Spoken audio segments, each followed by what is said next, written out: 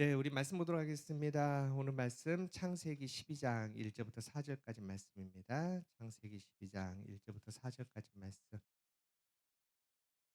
이 말씀 한 절씩 교도하도록 하겠습니다. 제가 먼저 1절 있습니다.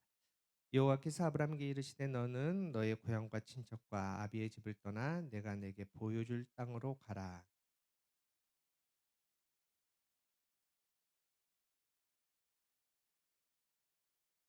너를 축복하는 자에게는 내가 복을 내리고 너를 저주하는 자에게는 내가 저주하리니 땅의 모든 족속이 너로 말미암아 복을 얻을 것이라 하신지라.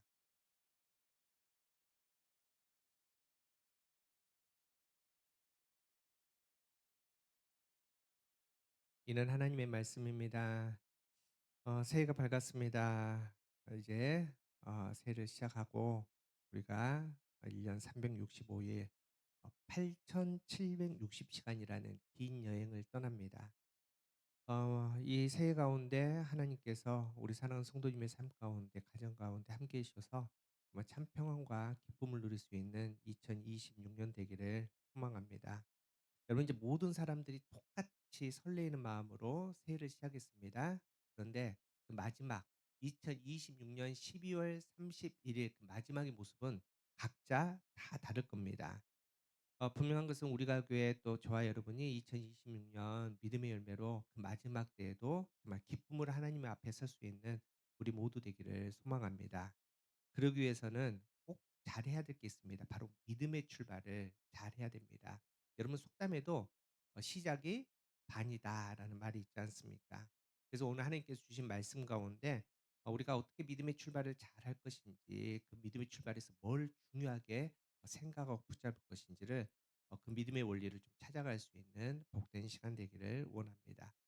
여러분 앞서 말씀드렸지만은 똑같이 출발을 합니다. 똑같이 새해를 출발하지만은 모두 다 마지막에 똑같은 모습으로 끝나지 않듯이 믿음의 출발을 잘했지만은 결국은 그 믿음의 출발만큼 열매를 거두지 못하고 실패한 사람들이 성경에는 굉장히 많이 나옵니다.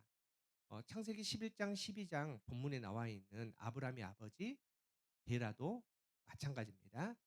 갈대아 우르에서 하나님께서 아브라함에게 "떠나라."라고 말씀하시고 그 말씀을 붙들고 누가 앞장서서 나갔냐면은 아브라함의 아버지 데라가 모든 가족들을 이끌고 믿음의 출발을 했습니다. 정말 믿음의 출발을 잘했는데 데라는 어디서 멈춥니까? 하란에서 멈춥니다. 그 경계를 넘어서지 못하고 결국은 이방 땅에서 이방 신 아래에서 죽음을 맞이하게 됩니다. 여러분 400년 넘게 애굽의 종되었던 이스라엘 백성들을 하나님께서는 출애굽 해방시켜 주셨습니다. 믿음의 출발을 잘했습니다. 홍해도 잘 건넜습니다. 그런데 출애굽 1 세대들은 가나안 땅 못 들어갑니다. 결국 불순종으로 말미암아 광야에서 죽음을 맞이하고 그렇게 쓸쓸하게 그들의 역사가 끝났다라는 겁니다. 여러분 가룟 유다 보십시오. 세상의 사람들 중에서 하나님의 택함을 받는데 정말 택함을 받아서 예수님의 제자가 되었다. 얼마나 큰 복입니까? 그렇게 예수님과 함께 무려 3년 동안 같이 여행 다니고 같이 먹고 같이 하나님의 말씀을 배웠던 그 제자 가룟 유다 보십시오. 모든 제자가 똑같이 출발했지만 그의 마지막은 어떻습니까? 은 30에 예수님을 팔아버리고 결국은 자살로 그의 인생을 마무리한 저주의 인생이 되었다는 겁니다. 사도 바울과 복음을 전했던 대마도 마찬가지입니다. 여러분 당시에 복음을 전하는 거 얼마나 힘들겠습니까? 그런데 그 어려운 시간 동안에 정말 말씀을 같이 전하고 그 힘든 시간들을 잘 견뎠던 대마가 여러분 마지막에 복된 인생이 아니었습니다. 성경에 그 마지막을 어떻게 하냐면은 "대마는 이 세상을 사랑하여 바울을 버렸다."라고 증거하고 끝납니다. 여러분 믿음으로 출발하지만은 실패한 사람들이 많습니다. 그런데 그 실패한 사람들의 공통점은 뭐냐? 바로 경계를 넘어서지 못했기 때문이랍니다. 오늘 하나님께서는 이 믿음의 시작에서 출발해서 성공하기 위해서는 떠나라고 말씀하십니다. 근데 하나님께서 떠나라고 분명히 말씀하신 세 가지가 있습니다. 너의 고향과 친척과 아버지의 집을 떠나라고 말합니다. 여러분 고향 뭡니까? 내 삶의 터전입니다. 내가 살아오는 방식입니다. 내 시간들 과거의 모든 시간들이 녹여 있는 그 시간 그 공간을 떠나라고 말합니다. 여러분 친척은 뭡니까? 내가 의지하는 사람들 아닙니까? 또 나에게 정말 유익을 주는 환경입니다. 실제적으로 내 삶에 도움이 되는 유익이 되는 이익이 되는 그 환경을 떠나라고 말합니다. 가장 떠나기 어려운 아버지의 집 어떻게 떠납니까? 내 아들, 내 딸 어떻게 떠납니까? 내 남편 어떻게 떠납니까? 그런데 그거마저도 하나님께서는 떠나야지 믿음의 출발 이후에 믿음의 여정이 완성된다, 승리한다 이렇게 말씀합니다. 여러분 2026년 새해를 맞이했습니다. 그리고 우리는 믿음의 출발을 합니다. 그 마지막까지 하나님께서 말씀하신 그 믿음의 경계를 잘 넘어서서 2026년 끝까지 승리할 수 있는 저와 여러분 되기를 축복합니다. 여러분 그렇다면은 한번 생각해 보십시오. 믿음의 경계를 넘어서는 거 쉽습니까? 아니요. 절대 쉽지 않습니다. 우리 창세기 22장 보면 아브라함이 아들 이삭을 모리아산에 바치는 장면이 나오지 않습니까? 우리는 믿음으로 순종하여 아들을 바쳤다 쉽게 얘기하지만은 여러분 이게 쉬운 문제겠습니까? 이미 아브라함 그 나이가 100세를 훌쩍 넘었었습니다. 여러분 늙은 그 노인이 그 아들을 죽이려고 모리아산에 올라갑니다. 여러분 한 걸음 한 걸음 그 발걸음이 얼마나 어렵겠습니까? 우리는 이해도 못하는 발걸음입니다. 여러분 뭐 이게 인제 이해가 될지 모르겠지만은 우리 여성들이 좋아하는 그 명품백 있지 않습니까? 평생 벼르고 벼르다가 '아 내 마지막 내 인생이 주는 선물이다.' 생각해 가지고 명품백 하나 삽니다. 그럼 저는 좀 이해가 안 되는 게 그렇게 어렵게 샀으면은 들고 다녀야 되지 않습니까? 그 이 명품백 그 허연 이렇게 하얀 뭐 이렇게 파우치 같은 거 거기다가 담아 놓지 않습니까? 대부분 명품백 사 가지고 어떻게 합니까? 그거 하얀 거기에다 담아 가지고 장롱에다 넣어 놓습니다. 여러분 그렇게 정말 평생 겨우 산 그 명품백 1 년에 한 번 들까 말까 그 명품백 좋은 일 하자고 내놓으라면 여러분 쉽게 싸고 내놓습니까? 그 절대 못 내놓지 않습니까? 여러분 사실 명품백 그 몇 푼 안 하거든요. 그것도 손 떨려 가지고 못 내놓는데 여러분 어떻게 떠납니까? 본토 친척 아버지 집을 어떻게 떠납니까? 그런데 여러분 떠나지 못한 이유는 당연합니다. 이 경계를 넘어선다는 것은 나를 버리는 겁니다. 나에게 소중한 걸 버리는 겁니다. 얼마나 고통스럽습니까? 또 경계를 넘어선다는 것은 홀로 된다는 거 아닙니까? 또 내가 경계 안에는 내가 압니다. 내가 느낍니다. 내가 분명히 예측할 수 있습니다. 근데 경계를 넘어서는 순간 미지의 땅입니다. 아무것도 모릅니다. 얼마나 두렵습니까? 그래서 신앙 자체가 이렇게 고통스럽고 어렵다는 겁니다. 키르케고르라는 신학자가 이런 얘기를 했거든요.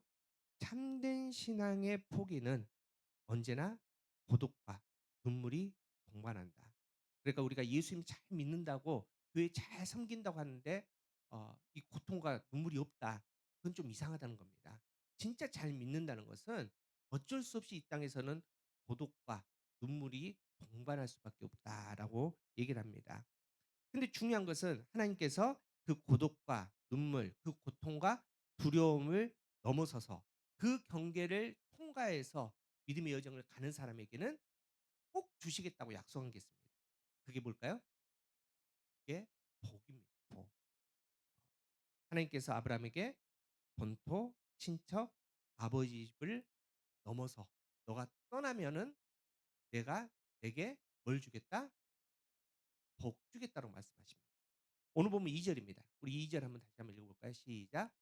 내가 너로 큰 민족을 이루고 내게 복을 주어 내 이름을 창대하게 하니 너는 복이 될지라라고 선포합니다. 여러분 이제 하나님께서 분명히 본토 친척 아비 집을 떠나면 내가 내게 복을 준다라고 말하는데 문제는 우리가 이 복을 좀 오해를 합니다. 이 복을 오해하다 보니까 진짜 하나님께서 누리라고 주시는 복을 누리지 못하는 겁니다. 우리의 신앙이 항상 어딘가 중앙으로 정말 들어가야 되는데 언저리에 좀 맴도는 그런 신앙이 된다는 겁니다. 여러분 우리가 원하는 복은 솔직히 단순합니다. 하나님께서 아브라함에게 뭘 주시나 합니까? "너를 큰 민족으로 만들어 주겠다."라고 말합니다. 이게 무슨 말일까요? 여러분 제가 계속 설명드리지만은 과거에는 사람이 돈이었습니다. 뭐 지금은 정보가 돈이고 뭐 여러 가지가 돈이겠지만은 과거는 명확했습니다. 사람 그 자체가 돈이었습니다. 그래서 집안에 사람이 많으면은 부자입니다. 그런데 그냥 가문에 그 집안에 사람이 많을 정도가 아닙니다. 뭘 만들어 주겠다? 민족을 만들어 주겠다는 겁니다. 여러분 민족이 되려면은 뭐 많은 학자들이 다른 얘기를 하겠지만은 최소한 10,000명 이상이 모여야지 민족이 된다고 말합니다. 여러분 그러니까 지금으로 말하면은 그냥 단순히 돈이 좀 많을 정도가 아니라 '잽을 만들어 주겠다.' 하나님께서 이 복을 주시는 겁니다. 또 하나님께서는 "이름을 창대하게 하겠다."라고 말씀하지 않습니까? 여기서 창대하는 것은 가달이라는 히브리어인데 성장하다, 크게 되다, 커지다, 강해지다는 겁니다. 여러분 우리가 누구 딱 하면 이름 모든 사람들이 다 아는 그 이름 있지 않습니까? 우리가 흔히 말하는 스타 아닙니까? 그렇게 만들어 주겠다는 겁니다. 우리의 이름을 우리가 교회를 우리 자녀들의 이름을 그렇게 높여 주어서 이 땅에서 명예스럽게 권력 있게 누가 봐도 다 알아들 수 있는 그런 사람으로 만들어 주겠다라는 겁니다. 여러분 저는 기도합니다. 그리고 새해를 맞이해서 열심히 기도했습니다. 2026년 하나님께서 말씀하신 그대로 우리 사랑하는 우리 가족의 모든 성도들이 정말 부자 되는 물질의 형통함을 누리는 한 해 되기를 기도했습니다. 기도했다고요. 아프지 않고 여러분들이 높아져서 정말 하나님 나라의 영광뿐만 아니라 이 땅에서도 그 이름이 존귀하게 대접받는 높아지는 그런 이름이 되게 해 달라고 우리 자녀들이 그렇게 정말 하나님 안에서 또 이 땅에서 그렇게 잘 되고 형통하게 해 달라고 그 이름을 높여 달라고 여러분 제가 기도했습니다. 기도했다고요. 간절히 기도했습니다. 여러분 근데 하나님께서는 그 복 맞는데 하나님 생각이 좀 다르다고 말씀하십니다. 그래서 오늘 말씀에 "너 본토 친척 아비 집을 떠나. 그럼 내가 네게 복을 줄게. 너 민족 만들어서 부자 되게 해 줄게. 네 이름 높여 줄게." 여기에서 끝나는 게 아니라 그 뒤에 진짜 하나님께서 원하시는 그 복을 정해 주셨는데 한 마디 더 붙여 주신 그 말씀이 뭡니까? 우리 다시 한번 2절 한번 다시 한번 읽어 볼까요? 시작. "내가 너로 큰 민족을 이루고 복이 내게 복을 주어 내 이름을 창대하게 하리니 너는 복이 될지라." 부자 되기도 해 주고 높아지기도 할 건데 진짜 중요한 것은 "너는 복이 될지라." 네가 복 그 자체가 되게 하겠다라는 겁니다. 여러분 그러면은 이 말씀이면 우리가 복 자체가 된다면은 앞서 얘기하는 것이 맞지가 않습니다. 여러분 우리가 돈 좋아하지만은 우리가 돈이 될 수는 없지 않습니까? 그 그리스 신화에 그 미다스 왕이라는 그런 이야기 있지 않습니까?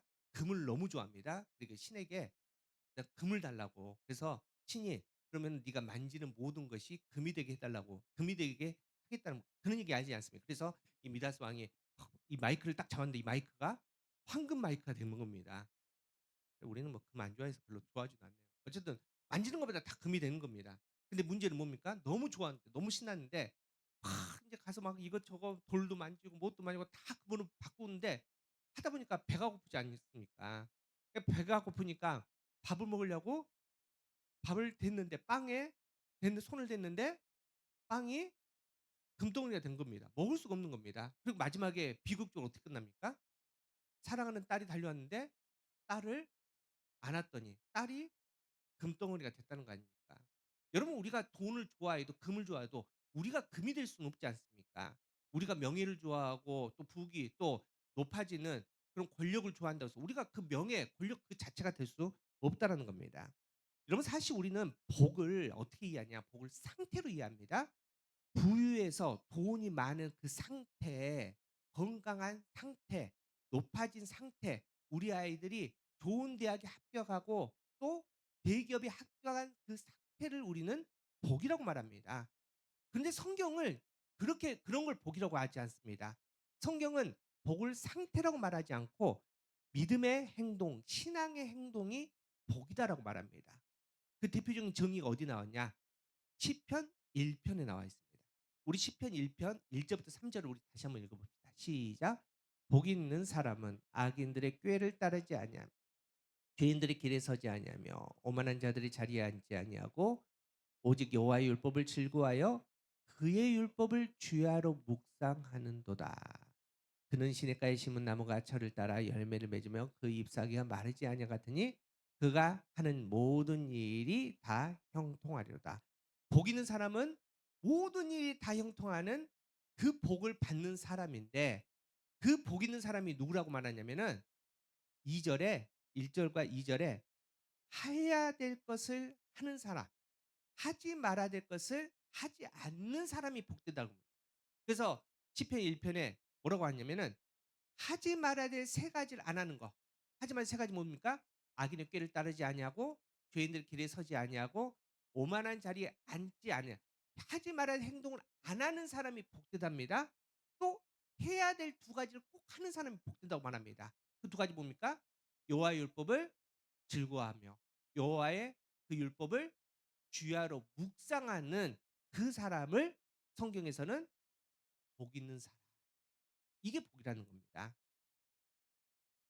여러분 어떤 집사님이 참 이름이 좋습니다. 항상 예배를 사모합니다. 그래서 새벽 예배부터 뭐 금요철야 모든 예배는 너무나 와서 기쁘게 찬양합니다. 또 교회 섬기는 걸 너무나 좋아합니다. 그러니까 하나님께서 당연히 예뻐하시죠. 그러니까 집사님의 사업을 일터를 복되게 합니다. 그래서 갑자기 막 너무너무 잘 된 겁니다. 그래서 막 5배, 10배 막 성장을 이룹니다. 그렇게 성장하다 보니까 무슨 일이 생깁니까? 만나는 사람들이 달라집니다. 정부의 고위직을 만나게 되고 외국의 바이어들을 만납니다. 여러분 바이어들 접대하면 어떻게 합니까? 불가피하게 주일에 골프 접대도 해야 되고 밤에 술 접대도 해야 됩니다. 이러다 보니까 한 번, 두 번 주일에 예배를 빠지게 됩니다. 그럼 밤마다 술 접대하다니까 새벽 예배 나올 수 있습니까? 당연히 새벽 예배 그 바쁜데 어떻게 금요일에 나옵니까? 이제 그렇게 됩니다. 회사는 잘 되는데 그럼 세상 사람들 입장에서는 복 받았다라고 말하는데 진짜 복된 겁니까? 그렇게 하다 보니까 점점 하나님을 생각하는 시간이 줄어들고 하나님이 아니라 '내 회사를 어떻게 키울까?' 하나님의 마음이 아니라 세상 바이어들 마음에 어떻게 내가 잘 접대해서 그 마음을 흡족하게 해서 또 좋은 계약을 할까? 여러분 그러다가 결국은 신앙을 놓치는 거. 여러분 그걸 복되다고 안 한다는 겁니다. 우리가 잘 아는 탕자 이야기도 마찬가지 아닙니까? 유산을 받아서 타국에 나가서 떵떵거리면서 잘 먹고 잘 사는 거 즐기면서 사는 거 그걸 복되다는 게 아니라 쫄딱 망했습니다. 그래서 돼지 우리에서 쥐엄나무 열매를 먹고 살지만 결국은 그 시간을 말미암아 아버지께로 돌아오는 그 믿음의 행동을 결국은 성경은 복되다는 겁니다. 여러분 저는 우리가 이 땅에서 부자 되는 거, 건강하는 거, 출세하는 거 여러분 저도 이거는 하나님께서 주시는 복이 아니다. 저는 이렇게 생각 안 합니다. 그것 또한 하나님께서 우리에게 주시는 복 맞습니다. 그래서 우리가 길거리에 나가면서 전도할 때 뭐라고 전도합니까? 예수 믿으세요? 예수 믿고 복 받으세요. 왠지 구원 받으세요. 그렇게 말도 하지만은 사람들 그 말 못 알아듣니까 예수 믿고 복 받으세요. 예수 믿고 부자 되세요. 이렇게 전도했지 않습니까? 여러분 예수님 처음 믿는 사람에게는 그것이 예수님이 주시는 복음 맞습니다.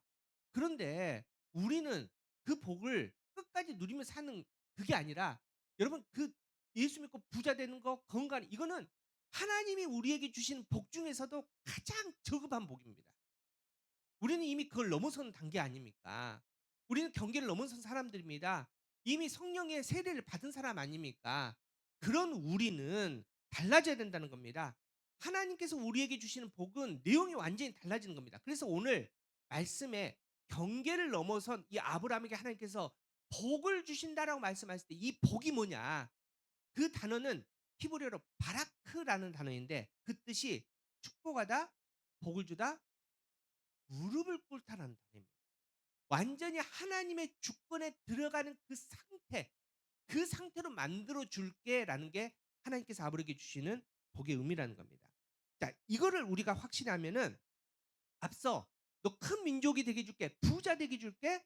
너 이름을 창대하게 해 줄게. 높여 줄게." 이 의미가 완전히 달라집니다. 바라크 하나님 앞에 무릎을 꿇으면 그 의미가 어떻게 달라지느냐? 여러분 큰 민족을 이룬다는 게 단순히 부자 되는 게 아닙니다. 여러분 우리가 삼성, 뭐 현대자동차 들어가면 다른 사람보다 다른 직장인 사람보다 연봉이 많습니다. 얼마나 좋습니까? 그렇게 해서 직급이 올라갑니다. 여러분 출세합니다. 그럼 신나겠죠. 근데 하나님께서 민족을 만들어 주겠다는 의미는 그 정도의 차원이 아닌 겁니다. 너희가 그냥 대기업에 들어가서 월급 잘 받고 연봉 높아서 좋은 이 상태가 아니라 아예 대기업의 오너가 되게 해 줄게. 오너 가족이 되게 해 줄게. 얼마나 좋습니까? 이게 상대가 되겠습니까? 또 여러분 이름을 창대하게 한다. 그냥 단순히 사람들이 좀 알아준다 이 정도가 아닙니다. 여러분 이 이름을 창대하게 한다라는 이 말은 언어적인 뜻은 뭐냐면은 내가 내 이름을 크게 만들어 줄 거다라는 뜻입니다. 여러분 이미 우리는 이거 배웠습니다. 여러분 이름을 만든다는 거 어디에 나왔습니까? 바벨탑에 나오지 않습니까? 사람들이 바벨 성읍과 바벨탑을 왜 세웁니까? 다시 한번 복수 한번 해 봅시다. 창세기 11장 4 절입니다. 한번 읽어 보겠습니다. 시작.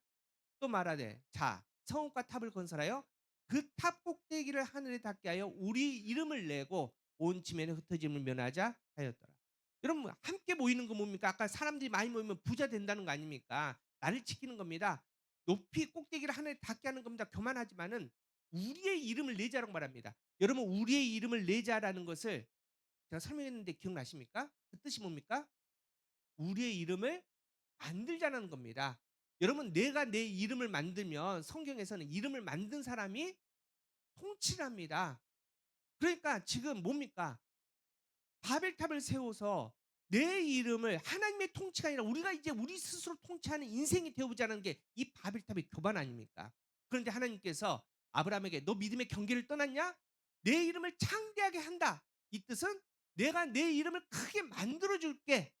그러면 무슨 뜻입니까? 창대한다는 말이 내가 너를 어렵군요, 이게 지금. 다시. 창대하게 한다는 것은 내가 내 이름을 크게 만들어 줄게. 자, 이름을 만드는 것은 통치입니다.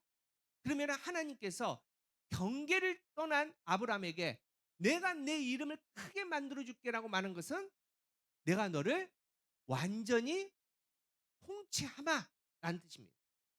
하나님이 통치한다는 것은 무슨 뜻입니까? 우리가 억압받고 이런 뜻 아닙니다. 만유의 주 되신 하나님께서 우리를 경계를 넘어선 우리가 교회를 우리 자녀들을 뭐 하시겠다? 책임지시겠다. 채워주시겠다. 여러분 이 말입니다. 여러분 이게 얼마나 좋은 복입니까? 여러분 그래서 이제 이 원리를 알면 오늘 본문의 말씀이 달리 보입니다. 여러분 우리 솔직히 얘기합시다. 자, 한번 그 말씀 한번 오늘 말씀 한번 보여줘 보실래요? PPT. 자, 창세기 1장 3절에서 우리 지금까지 뭐가 보였습니까? 뭐가 눈에 들어왔습니까? 솔직히 복이 들어왔지 않습니까? 그래서 여러분 뭐 제가 비난하는 거 아니지만은 여러분 지금까지 창세기 1장 12장 1절부터 3절까지 설교 많이 들으셨을 텐데 많은 설교의 제목들이 이렇습니다. 아브라함이 받는 복, 복의 근원, 복의 통로, 복이 될지라, 복 받는 믿음. 이런 제목들 많이 들었지 않습니까? 우리는 복이 관심이었었습니다. 그래서 하나님께서 주시는 그 복, 그 복을 내가 받고 싶어 그 복에 집중했는데 앞서 얘기했지만은 우리가 복, 바라크의 의미를 정확하게 알았다면은 그 바라크 하나님 앞에 무릎을 꿇는 자가 누리는 민족이 되고 이름이 창대하는 의미를 정확하게 하면 이 창세기 12장 1절에 3절에 하나님께서 말씀하시고 싶으신 그 핵심 단어가 바뀝니다. 어떻게 바뀌냐? 제가 창세기 12장 1절에서 3절까지를 직역 히브리 원문대로 그대로 한번 직역을 해볼게요. 한번 읽어드리겠습니다. 여호와께서 아브라함에게 말씀하셨다. 너 자신을 위해 떠나라. 내가 보여줄 땅으로 그리고 내가 너를 만들고 내가 너를 복되게 주고 내가 내 이름을 크게 하겠다. 너는 복이 되어라. 너를 복하는 자에는 내가 복주고 너를 하찮게 여기는 자는 내가 저주하겠다. 그리고 너 안에서 이 땅의 모든 족속이 복을 얻을 것이다. 여러분 복이 보입니까? 뭐가 보입니까? 내가가 보이지 않습니까? 그 내가가 누굽니까? 여호와 아닙니까? 여러분 그래서 하나님께서 지금 경계를 떠나는 자에게 복을 주신다고 말씀하시는데 여러분 짜잔하게 돈 좀 많이 벌게 해줄게 건강하게 해줄게 출세 이 정도가 아니라는 겁니다. 하나님께서 말씀하신 진짜 복은 뭡니까? 내가 너의 하나님이 되어줄게. 너가 이 땅에서 고향과 친척과 아베의 집을 메어있지 않고 내게 오면 너가 이 땅이 아니라 하나님 나라를 누리며 살아가게 해줄게. 하나님 나라를 소유하게 해줄게. 이게 정말 하나님께서 우리에게 주시는 복된 사람의 모습인 줄 믿습니다. 우리 상성들 여러분 2026년 그 복을 누릴 수 있는 저와 여러분 되기를 축복합니다. 우리가 지난주에 배웠습니다. 아브라함이 우리보다 믿음이 월등히 좋아서 하나님께서 가라 했을 때 아멘하고 출발했습니까? 아니요. 아브라함이 왜 출발할 수 있었습니까? 봤습니다. 뭘 봤습니까? 다 까먹으셨네. 뭘 봤습니까? 영광의 하나님을 본 거 아닙니까? 여러분, 영광, 독사는 뭡니까? 승리의 이름입니다. 저 갈대아 우르에서 내 아들이 있는데 우상 가운데 살아갔는데 하나님이 그 마음을 얻기 위해서 싸우셨답니다. 싸워서 어떻게 하셨다? 이기셨답니다. 그 승리의 하나님, 그 영광의 하나님을 아브라함이 봐버렸습니다. 그 하나님을 배웠고 그 하나님 마음으로 온전히 그 모든 것이 들어갔습니다. 그랬더니 하나님께서 떠나라고 말씀하실 때 여러분 어떻게 떠납니까? 그 돈 놔두고 그 사람들 놔두고 어떻게 떠납니까? 그런데 영광의 하나님, 그 하나님으로 말미암아 내 눈이 멀어버렸습니다. 내 마음이 가버렸습니다. 그렇기 때문에 아브라함은 뒤도 안 돌아보고 본토 친척 아비집을 떠나서 믿음의 여정을 출발할 수 있었다는 겁니다. 우리 상성도 여러분, 절대 경계를 넘어서는 것 쉽지 않습니다. 그래서 결단하셔야 돼요. 어떤 장로님이 큰 마트를 하셨습니다. 그냥 이렇게 조그만 슈퍼마켓이 아니라 큰 마트를 체인점을 여러 개 갖고 있어요. 그래서 직원만 해도 한 1,000명 정도 됐다고 합니다. 이 장로님이 진짜 믿음이 좋으셔서 그 물질에 그렇게 연연하지 않으셨어요. 그래서 그 교회에서 당연히 정확하게 그 많은 돈을 11조를 해서 그래서 제일 11조를 많이 한 장로님이셨고 또 10의 2조를 해서 성경음을 선교를 위해서 최선을 다하셨고 또 특별히 또 준비해서 매년 교회 하나씩을 세웠던 장로님입니다.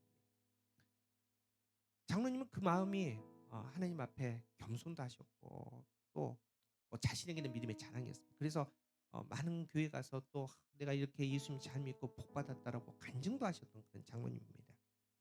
근데 어느 날 말씀을 듣다가 특히 예배에 관한 말씀을 듣다가 갑자기 찔림이 온 겁니다. 여러분 그렇게 믿음이 좋은 장로님이 직원도 뽑을 때 아무나 뽑겠습니까?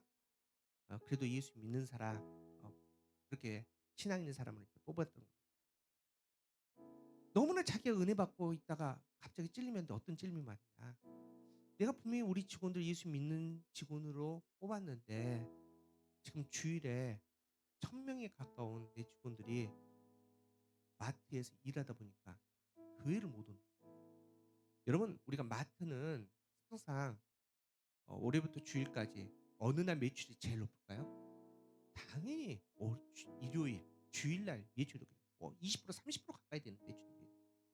여러분 그래서 단 한 번도 주일에 문을 닫아야 돼. 일요일에 문을 닫아야 된다 생각을 안 해본 겁니다. 장로님은. 왜냐면 매출이 대부분이니까. 그런데 어 내가 헌금도 많이 하고 성교 헌금도 많고 교회도 세우는데 그거를 하기 위해서 하나님의 자녀들 1,000명 가까운 자녀들이 예배를 못 오는 거예요. 그래서 너무나 예배가 괴로운 거예요. 찔린 거예요. 그래서 그 다음날 임원들을 다 모아놓고 직원들 다 모아놓고 쉽시다. 주일날 문을 닫읍시다. 우리 직원들 예배자에 섭시다. 여러분 이분들이 찬성하겠습니까? 큰일 납니다. 사장님 그 문 닫습니다. 이거 망합니다. 절대 안 됩니다. 다른 것도 아니고 마트가 어떻게 일요일날 문 닫습니다. 그래도 이 장로님이 확고했습니다. 아니 예배자 우리 친구도 예배 드려야 될 거 아니에요. 그래서 결단하고 문을 닫았습니다. 한 달 지나고 2달 지나고 여러분 어떤 일이 벌어졌을까요? 매출이 어떻게 됐을까요? 늘었으면 좋겠는데 현실은 그렇지 않지 않습니까? 애누리 없이 30% 줄었습니다. 여러분 들어갈 돈은 똑같지 않습니까? 장로님의 11조가 줄었습니다. 성경금을 많이 못 냈습니다. 매년마다 교회를 하나씩 세웠는데 이제는 2년마다 3년마다 교회를 세우게 되었습니다. 여러분 세상 사람들은 일요일, 주일에 돈 벌어서 많이 거두는 게 복 아닙니까? 그런데 장로님은 30% 이상의 손해를 봤지만은 하나님 앞에 하나님, 하나님의 자녀들이 예배하는 게 맞다고 생각하기 때문에 제가 월요일부터 토요일까지 주신 거에 만족하면서 살겠습니다. 그걸로 하나님을 섬기겠습니다. 여러분 과연 어떤 게 복되는 걸까요? 여러분 바라크 뜻이 뭐라고요? 하나님 앞에 무릎을 꿇다는 겁니다. 여러분 지금 어디에 무릎을 꿇고 있습니까? 2026년 우리는 분명히 소망합니다. 각자 소망이 있습니다. 하나님 이거 주세요. 저거 주세요. 이거 필요합니다. 기도하셨을 겁니다. 여러분 우리는 믿음이 좋다라고 말하는데 실질적으로는 우리는 세상에 무릎을 꿇을 때가 너무나 많습니다. 사람 앞에, 물질 앞에, 상황 앞에 우리는 너무나 쉽게 무릎을 꿇습니다. 2026년 새해가 밝았습니다. 이 새해 첫 시간에 하나님 우리에게 복 주신다라고 말씀하십니다. 분명히 우리에게 이 땅을 살아갈 수 있는 기름진 복도 허락해 주실 겁니다. 근데 하나님께서 진짜 받기 원하신 것은 영광의 하나님으로 이미 하나님은 승리하셨는데 예수 그리스도의 십자가의 보혈의 피로 이미 우리는 하나님의 자녀가 되었는데 그 마음 다시 세상에 빼앗기지 않고 그 십자가 앞에 온전히 무릎을 꿇을 수 있는, 그래서 이 땅에서 누릴 수 있는 복이 아니라 이 땅에 우리가 살아가고 있지만은 하늘을 누리며 살아갈 수 있는 복을 주시고 싶다라고 말씀하십니다. 그 복을 누릴 수 있는 저와 여러분 되기를 축복합니다. 많은 일들이 있을 겁니다. 유혹이 있을 것입니다. 타협하지 않고 날마다 말씀 앞에 무릎을 꿇고 바라크 하나님께서 주시겠다는 그 복을 온전히 누리며 살아갈 수 있는, 경계를 넘어 우리가 믿음으로 온전하게 출발해서 2026년 그 마지막 시간에 그 누구보다도 그 어떤 교보다 더 풍성한 믿음의 열매가 있는 저와 여러분 되기를 간절히 바랍니다.